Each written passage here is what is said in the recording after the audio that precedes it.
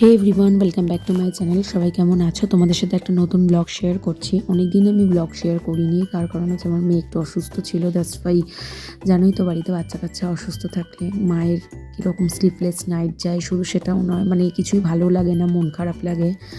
তো এখন সে বেটার আছে, আর সেই জন্যই তোমাদের সাথে ব্লগটা শেয়ার করা হয়নি। তো এখন বেটার আছে বলেই এখন ব্লগটা তোমাদের সাথে এখন শেয়ার করছি। এটা অনেক দিন আগের ব্লগ, এটা 26 ডিসেম্বরের ব্লগ। তো আমরা গেছিলাম আমার স্কুলের বন্ধুদের সাথেই একটু অ্যাক্রোপলিসে গেছিলাম। তো ওদের আসতে একটু লেট হচ্ছিলো, আমি আর মাম্মা আগেই পৌঁছে গেছি। তো একটুখানি ফটোশ্যুট করছিলাম, ওর সাথে আমি একটু খেলা করছিলাম। তো এই যে বন্ধুদের সাথে যে মিটটা করব, এটা হচ্ছে আমার একদম ছোটোবেলার বন্ধু। ছোটোবেলা বলতে আমার বেলতলা গার্লসে আমার পড়াশোনা করেছি, তো বেলতলা গার্লসেরই এরা বন্ধু আমার। তারপরে কলেজ লাইফ, বাড়ির পাশেই থাকতো। তো মানে অনেকটা জীবন এদের সাথে আমি কাটিয়েছি। প্রায় আমাদের 10-12 বছরের বন্ধুত্ব, আরও বেশি হবে, কম নয়। তো ওদের সাথে মিট করি না। আমাদের তিনজনেরই আলাদা আলাদা জায়গায় বিয়ে হয়েছে, তবে আমি আর আরেকটা বন্ধু যার নাম অনুশ্রী, যে কিনা পিঙ্ক কালারের জ্যাকেট পরেছে। তো ও মানে আমরা এই দুজনেই যা আমাদের পাড়ায় বিয়ে হয়েছে, নাহলে আরেকটা বন্ধু যেটা হোয়াইট কালারের সোয়েটার পরে, তো ওর আর কি বিরাটিতে বিয়ে হয়েছে। দ্যাটস ওয়াই আমাদের সেভাবে মিট হয় না এবং আমরা সেভাবে সময় দিতে পারি না। প্রথম কথা, আমার একটা বাচ্চা রয়েছে আর ওদের দুজনের চাকরি আছে, তো সেভাবে আমাদের টাইম সেভাবে হয়ে ওঠে না। আমার মেয়ে যে টাইমে স্কুল থাকে, ওদের সেই সময় চাকরির টাইম। তো আমি আর মেয়ে বাড়িতে আসার পরে আমি সেভাবে টাইম করে উঠতে পারি না, সেভাবে আমাদের দেখা হয় না। তো অনেক দিন পরে এভাবে দেখা হয়েছে এবং যথেষ্ট আমাদের মান অভিমান চলছিল দেখাটা হয় না বলে। তো অনেক দিন পরে দেখা করলাম, খাওয়া দাওয়া করলাম, প্রচুর গসিপ করলাম, গল্প করলাম, মানে মনে হলো এক যুগ পরে দেখা। আর আমার আরেকটা বন্ধুর বিয়ে আসছে, দ্যাটস ওয়াই আমাদের একটা আইবুড়ো ভাত প্ল্যানিং চলছিল সেই সময় ওখানে বসে।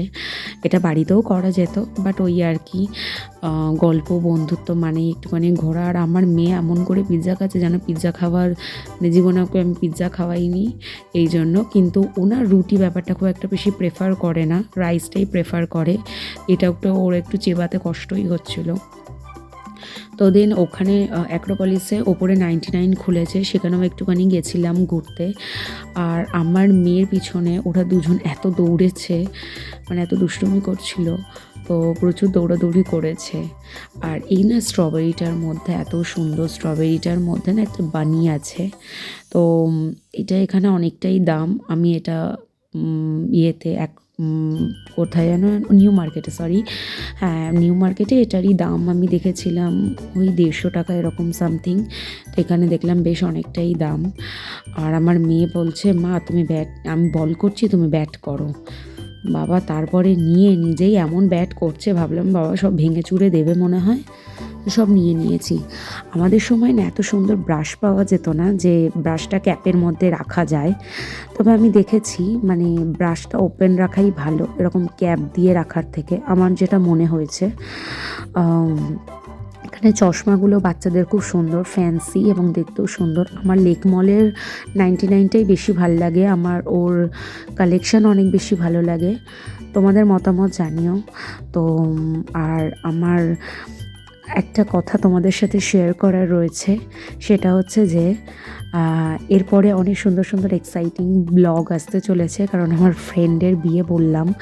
তো আমাদের এই ব্যাচের ওই 1-2 জন বাকিই আছে। আর সামনে তোমার আরেকটা নিউজ দিচ্ছি, আমার বেস্ট ফ্রেন্ডের বিয়ে আসছে। সেটা যদি অনেকটা দেরি আছে, বাট তাও। তো আমি এই দুটো ব্যাপার নিয়ে ভীষণ আমরা এক্সাইটেড রয়েছি, কিভাবে কি হবে না হবে। তো নেক্সট ব্লগগুলো আসতে চলেছে এক্সাইটিং। আর দেখো আমার মেয়েকে ধরে আনতে হচ্ছে, কারণ হচ্ছে ওইখানটায় না ললিপপ রয়েছে, তার জন্য। বাই।